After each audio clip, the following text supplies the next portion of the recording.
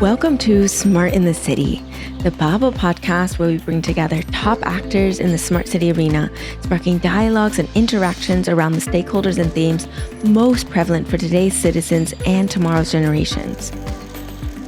I am your host, Tamlin Shimizu, and I hope you will enjoy this episode and gain knowledge and connections to accelerate the change for a better urban life. Smart in the City is brought to you by Babel Smart Cities. We enable processes from research and strategy development to co-creation and implementation. To learn more about us, please visit the Babel platform at babel-smartcities.eu. So I am live in Rotterdam at the Urban Future Conference. I'm very grateful for this opportunity to be a media partner here and get to interview so many amazing speakers. One such speaker is here with me today.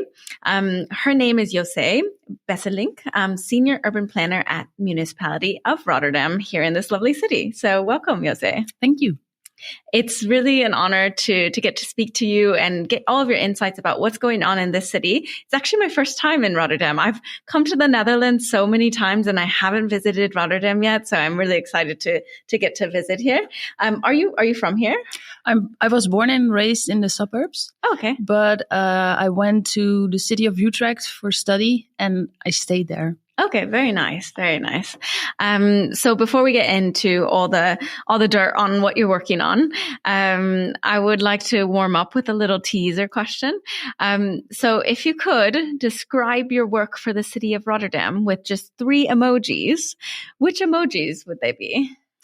Lovely question. It's easy. It will be a pedestrian, a bicycle, and a tree. Oh, very good. Yeah, good choices. Good choices. And I think you don't even have to elaborate on that. I think we'll get into why in the next part.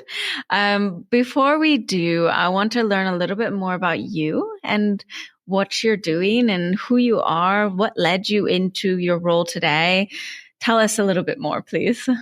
Well, as I said, I went to study in Utrecht, urban planning. But as I was born and raised here in the area of Rotterdam, I really like to work as an urban planner here because this is a city where things actually happen. So that was about 16 years ago. I've been involved in lots of different projects. For a long period, I've been urban planner in the city center. I'm currently involved in the domain of active mobility, green and health. And well, regarding those topics, I did lots of different projects on both strategy level, policy level, as well as,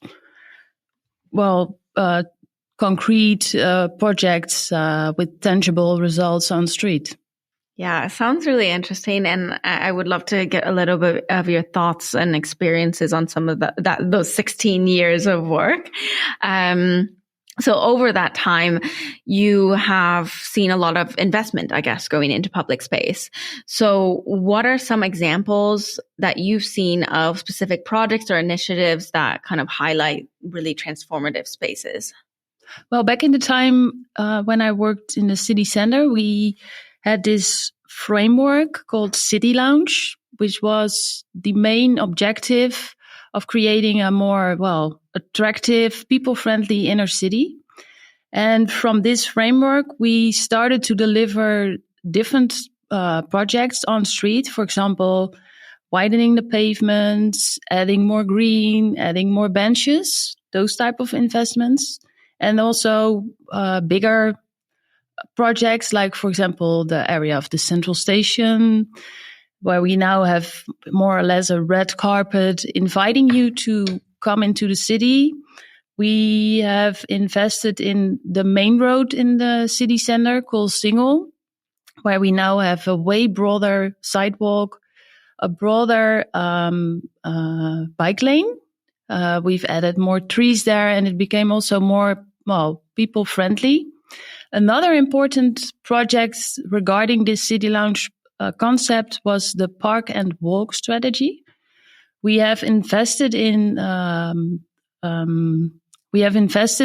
parking garages, which enabled us to create more space on street by eliminating on-street car parking, because we wanted people to park in these parking facilities.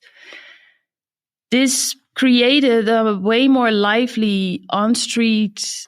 The streets became more lively. We added more green. We were able to widen the sidewalks because of eliminating on-street parking on one side of the street. And this has been crucial in reclaiming the streets in favor of people.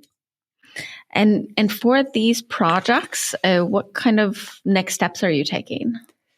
Well, the current city administration, they are going to invest in 7 big green city projects.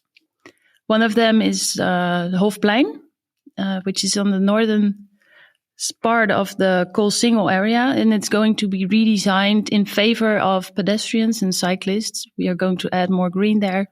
It will be a water-sensitive area regarding climate adaptation.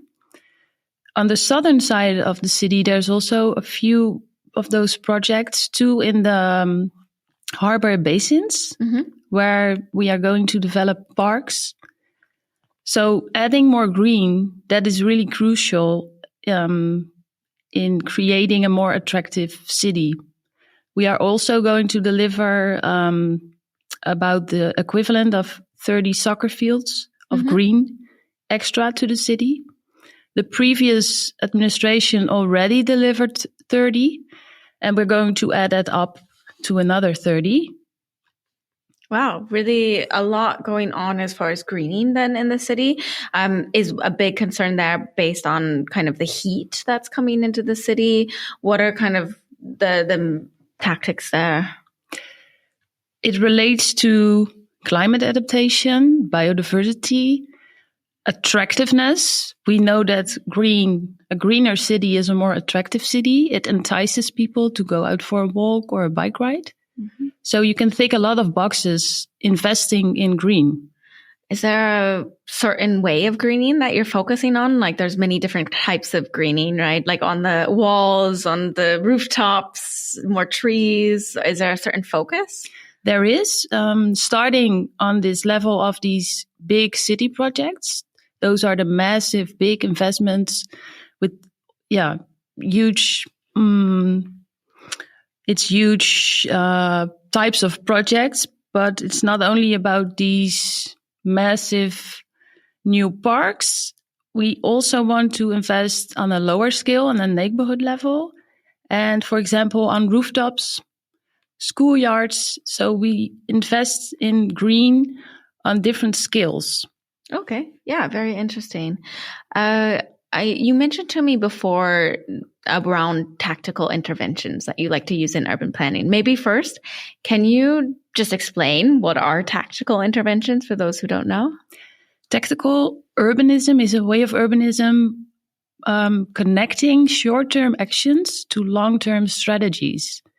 It is about showing the city of tomorrow today and making people more aware of what their streets, what their city could look like.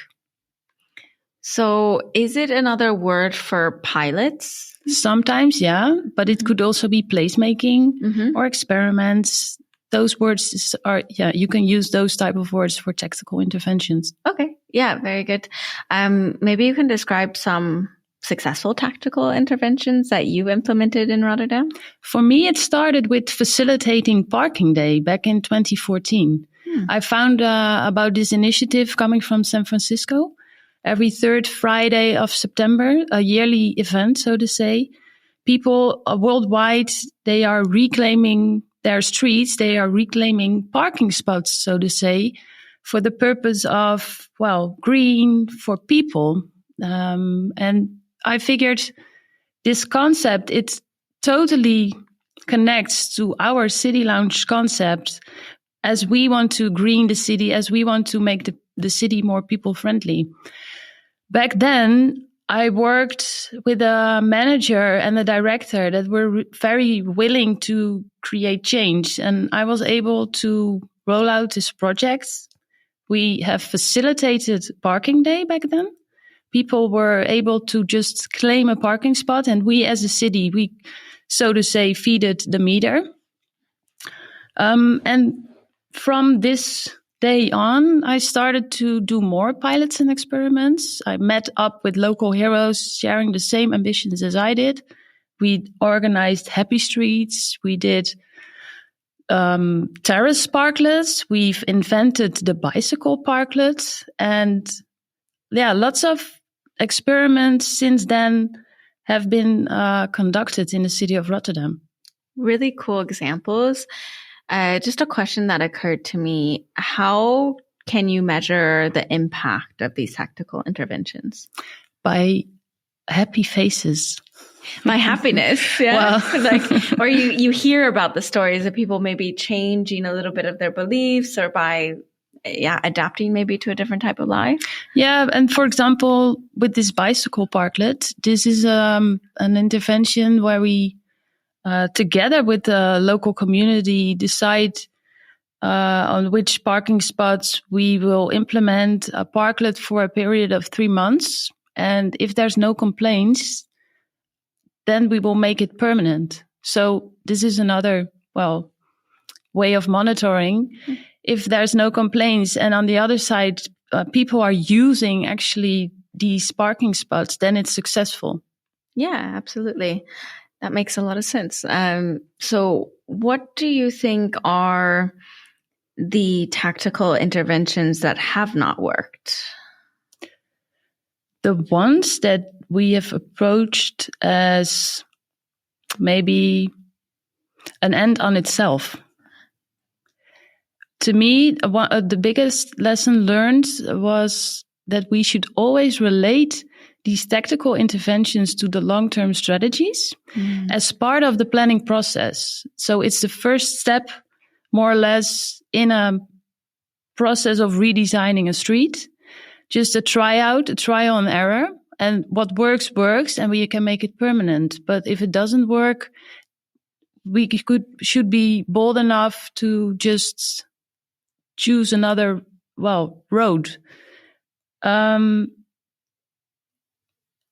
I would say we should always ensure a follow-up.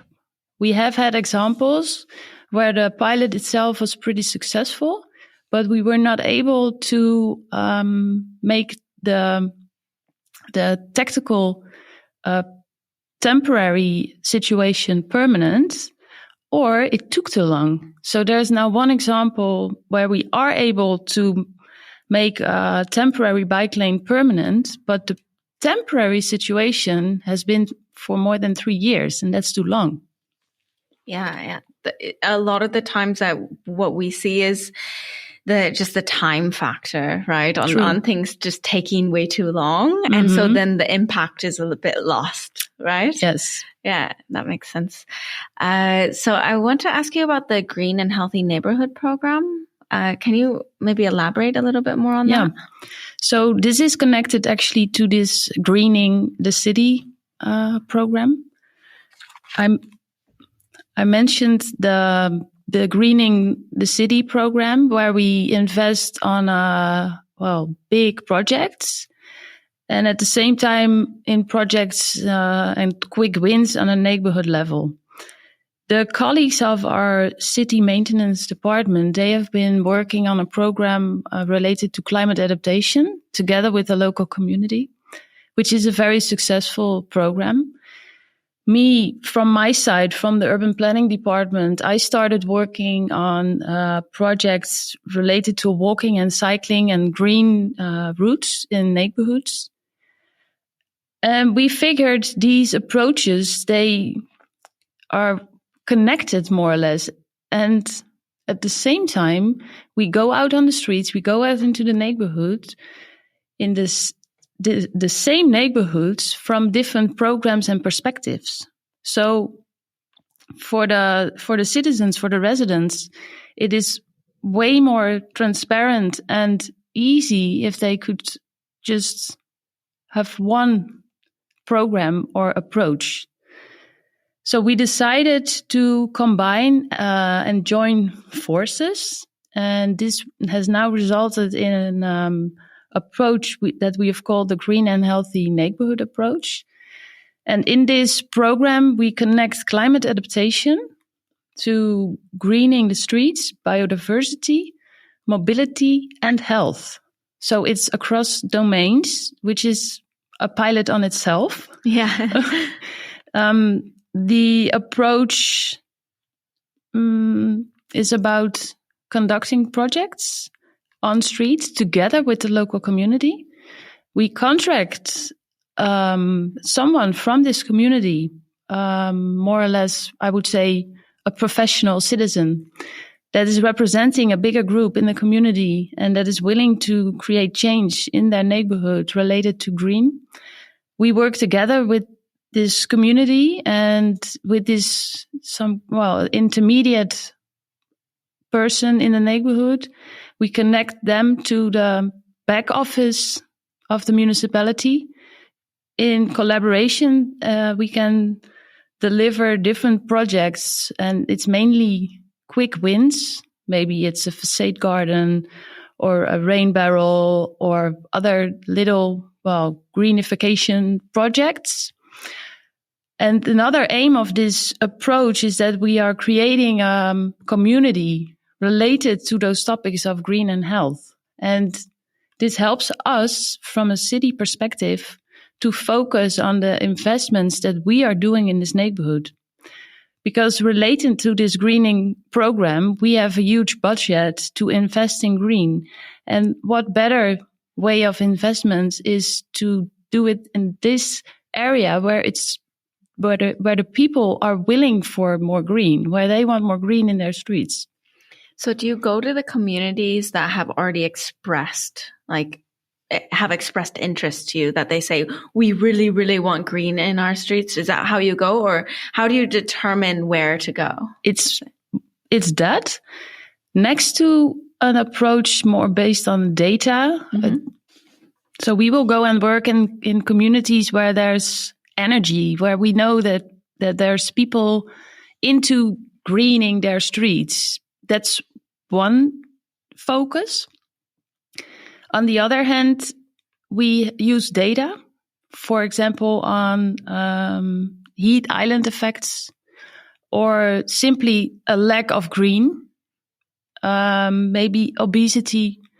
So we use data and we use the energy that we feel, because we only want to work with people that are willing. Yeah, that makes a lot of sense. What do you think? So you're trying to combine, and as you said, it's a pilot in itself, right? Combining climate adaptation, biodiversity, mobility, health, all these domains. How can you coordinate this and kind of ensure this effective collaboration between these domains? We are in the midst of that. So you haven't figured out yet, but you're going step by step, I guess, to kind of.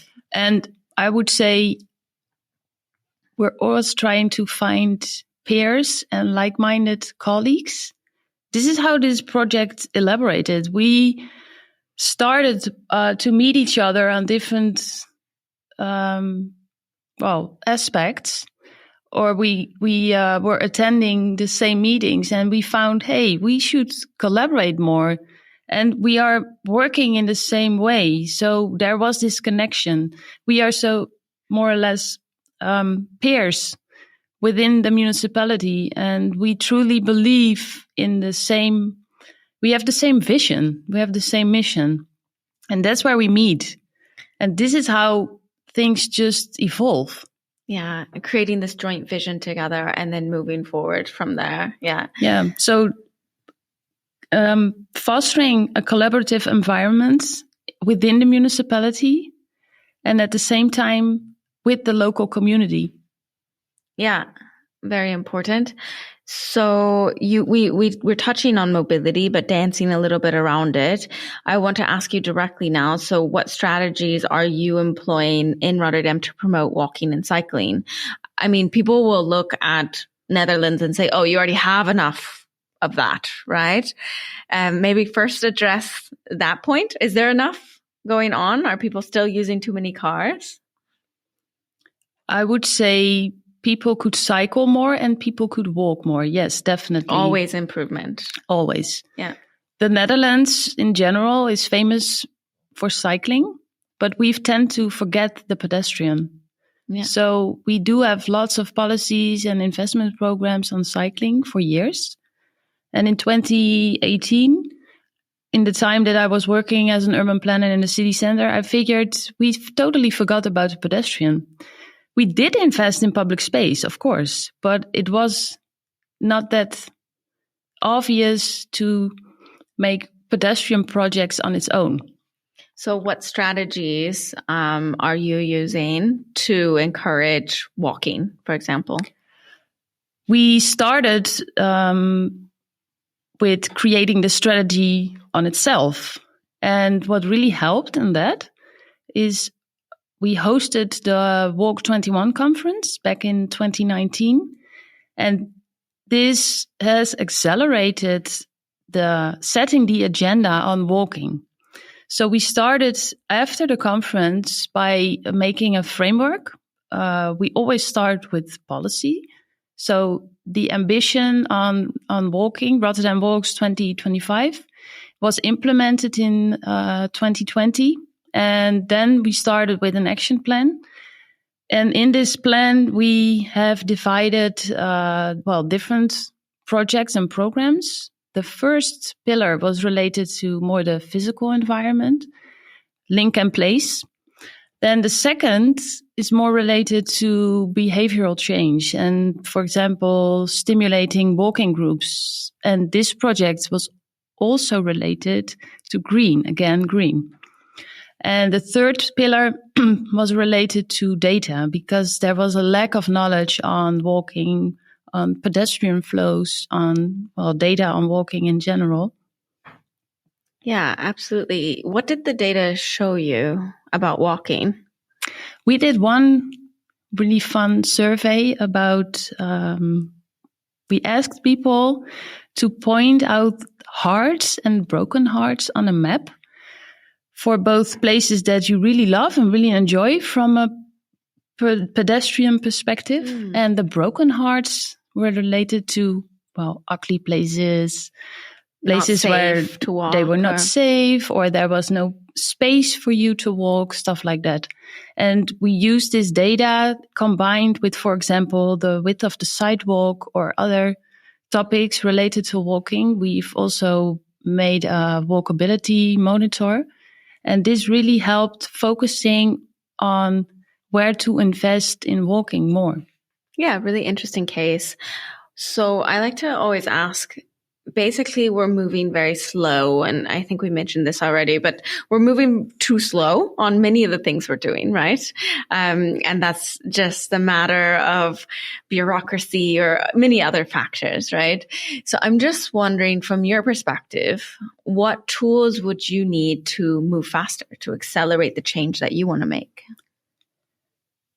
I was already mentioning this conference, and this was actually an accelerator. If it wasn't for this conference, I'm pretty sure that we wouldn't have been able to set the agenda on this topic of walking that fast. So it's maybe timing. Yeah. The timing was right, and this conference helped as an accelerator. But another thing I would say in moving faster is collaborate more. It might sound contradictory, but by collaborating, you can join forces, you can sum up the budgets, and by that, you can deliver faster because you just collaborate more and you're able to tick more boxes on different topics. Yeah. I mean, it seems so simple and we say it so much, especially at events like this at Urban Future, right? It's all about collaboration. What would help us collaborate more effectively, do you think? Go and have a coffee with like-minded people. That's what I do all the time. Yeah. I would say I'm a networker within my organization. I'm always in search for colleagues or change makers within the city that are sharing the same ideas and objectives with me.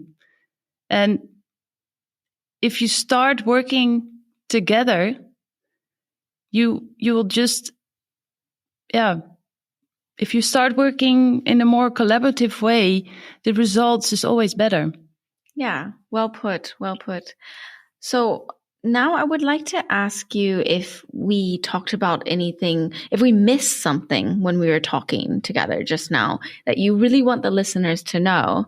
Now is the time for you to have your open floor. If you would like it, you don't have to take it, but if you like it, is there something that we missed in the conversation that you think is really important for people to know?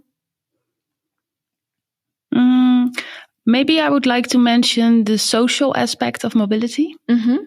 We tend to approach mobility in a technical way, investing in infrastructure, investing in, for example, bicycle parking. And I'm not saying that's not important, because this is, the basis. But we should not forget that we are working for people. And for example, the social aspect of cycling. In Rotterdam, we have this approach. It's a holistic approach where we, besides investments in proper bike lanes, we also invest in bicycle classes, because unlike the main idea of the Netherlands, not everyone here knows how to ride a bike. So we have a program for people to do cycling classes. I believe that mobility is just a means, and that the objective is to create a city for people, for happy people. And this is why we should not forget about the social aspects of mobility. Good point, and thanks so much for elaborating on that. Now we have our fun segment, and the one that I've chosen for you today is called Urban Decision Dilemmas. You steer the story, crafting cities one fictional challenge at a time. What's your move? So let me paint a little bit of a picture for you first. So I think it won't be so fictional for you. I think it will be pretty aligned with what you do. So you are a lead urban planner for a city tasked with revitalizing a struggling downtown area. The city council has given you a budget to address the needs of local businesses, residents, environmental groups, the tourism board, and the transportation department. A lot of competing authorities there. So how would you balance these competing priorities to revitalize the downtown district effectively? What strategies would you use to ensure economic growth, sustainability, and community well-being? What would be like the first thing you would do in this situation? Wow, you're giving me a blank canvas here. Yeah. And I would say I would like to give this city a blank canvas. We should start with maybe tactical interventions, mainly focused for me on walking and cycling, create more space for people, because we know that it's the pedestrians and the cyclists that spend the most money in our streets, in our shops. So regarding these entrepreneurs that you're mentioning that are also on board, I would try to convince them that a more people-friendly, pedestrianized city center is a thriving city center, and we should start to invest there in public space, in adding more green, adding more benches, widening the sidewalks, adding more bike lanes, etc. Very good. What about the residents who will complain about not having parking there? That's why we would use these tactical interventions, because this is also part of a participatory process. We involve the local community. We let them have their say, of course, in what they are willing for their streets. What is it that what is the thing that you want the most in your street? And we can just deliver. We should do it in a collaborative way with the local community, an integral and integrated approach between the different domains of the municipality, and then we can make a happy city for people. And what about the tourism board, that they really want to bring lots of people there? They want to make it really, really attractive for many different types of tourists. what would you tell them? I would say it's residents first. Mm-hmm. And if we make it attractive for the local community, the next step is also to attract tourists. We know that tourists do walk a lot. They want to explore the city by foot. So that's why I do believe that investing in a more pedestrianized area will definitely make it more friendly for tourists as well.